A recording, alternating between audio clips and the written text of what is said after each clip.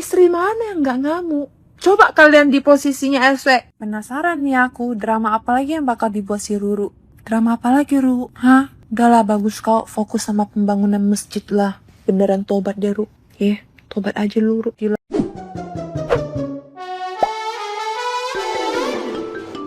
Gelombang kritik tajam kini berbalik menyerang pihak Ruben Onsu setelah pengacaranya dianggap panik dan melakukan blunder besar.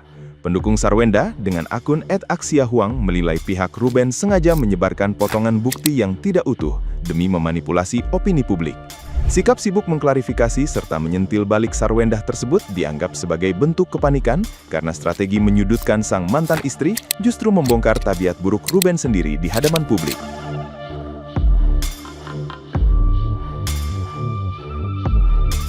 Aksi melempar batu sembunyi tangan ini dinilai makin keterlaluan karena mengumbar masalah privasi demi menciptakan narasi sebagai korban.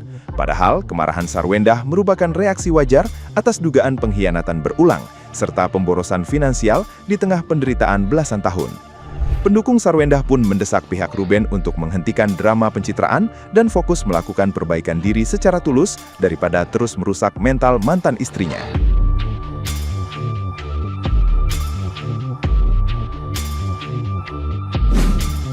Pak, stop Pak. Jangan menantang lagi Pak.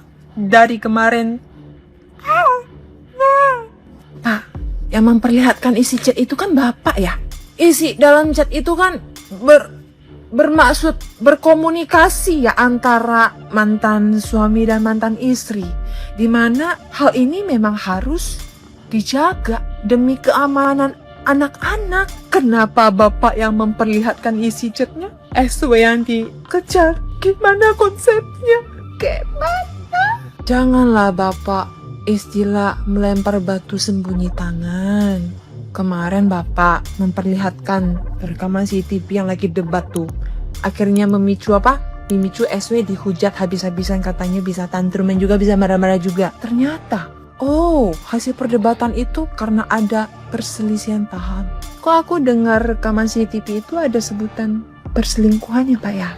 Mohon maaf nih Pak, kalian yang penasaran nih ya, daripada sibuk menghujat SW soal ketantruman dia, mending langsung ke postingan SW sekarang juga. Di situ isinya full rekaman yang hanya diambil seiprit sama lawyer sebelah, terus diposting. Ternyata ada pertengkaran dahsyat. Didengarkan dengan baik-baik. Istri waras mana yang tidak menjadi gila? Aku yang melihat aja aku sudah mau gila ini. Kalau aku ketemu lagi-lagi macam gitu ya. Bukan aja aku ngamuk di depan CCTV. 2 biji bawangnya pun kupas habis-habisan. Bener aku kupas habis-habisan. Udah beredar bukti seperti itu, kalian masih bisa nyalahin SW. Kudoakan kalian bertemu sama sosok laki-laki seperti itu.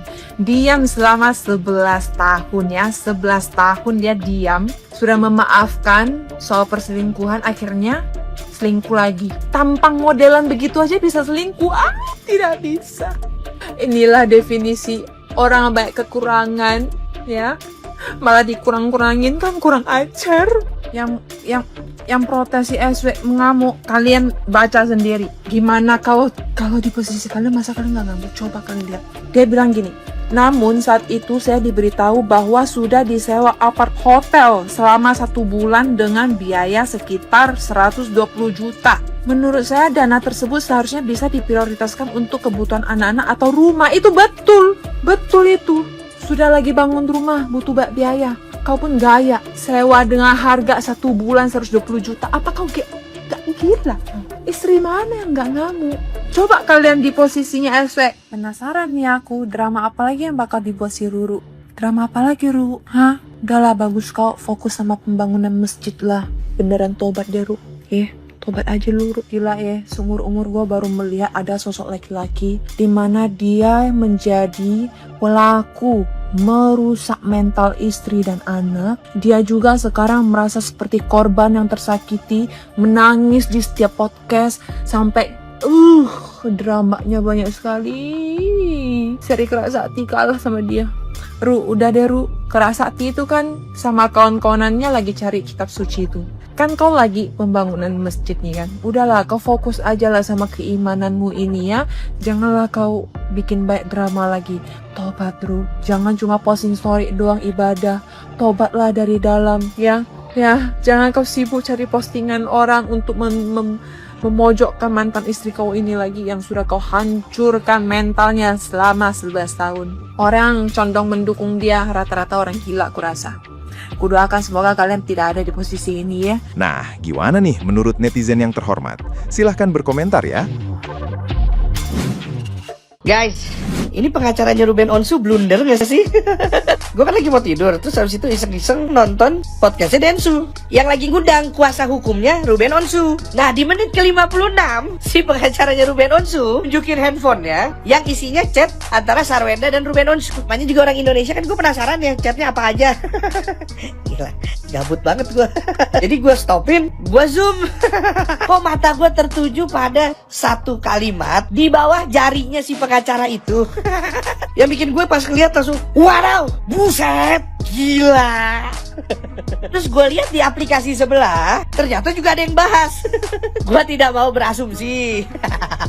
Jadi saran gue, cepetan nonton podcastnya Dancing itu. Pergi ke menit 56, terus habis itu lu zoomin, lu baca. Terus habis itu balik lagi ke video gue yang gini, terus komen, apakah lu juga membaca hal yang gue dan orang-orang di aplikasi sebelah juga baca? Bacot lu gede. Lupa bacot adalah bumerang, oke? Semakin banyak lu bacot, semakin banyak pula lu bikin bumerang buat diri lu sendiri, oke?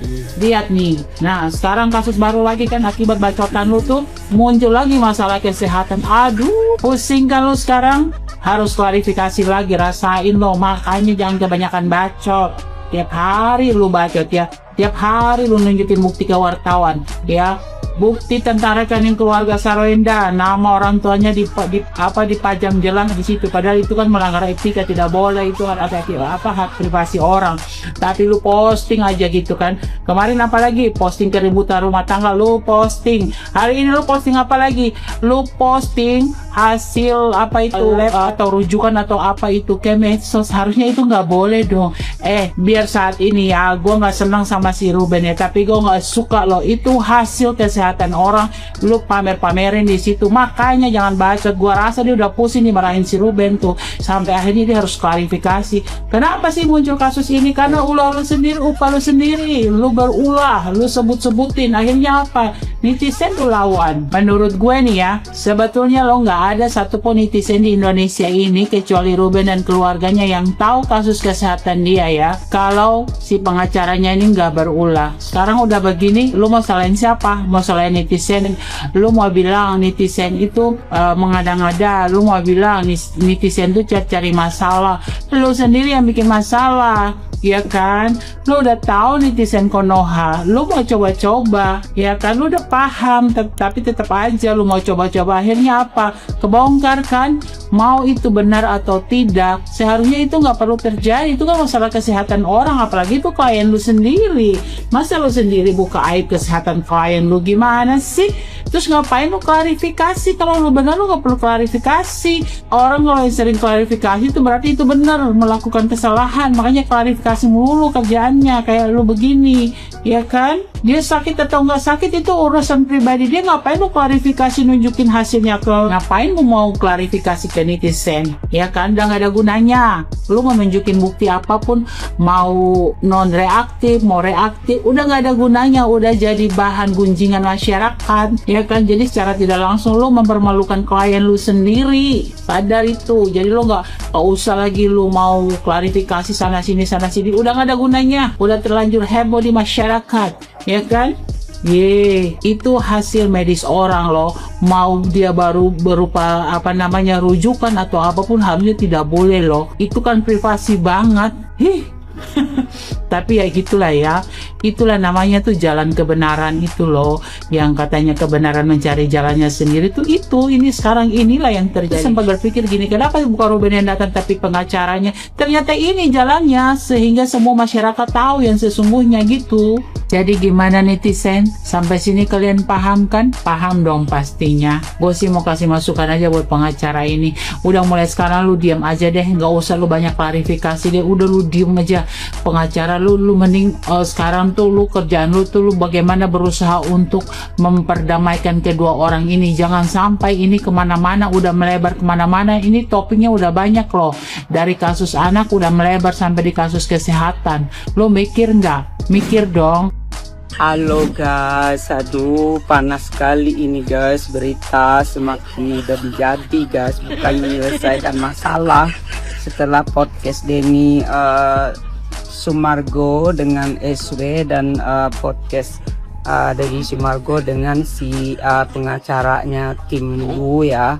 Jadi kita pikir itu si Lulu yang akan datang, ternyata diwakilkan ke pihak pengacara ya.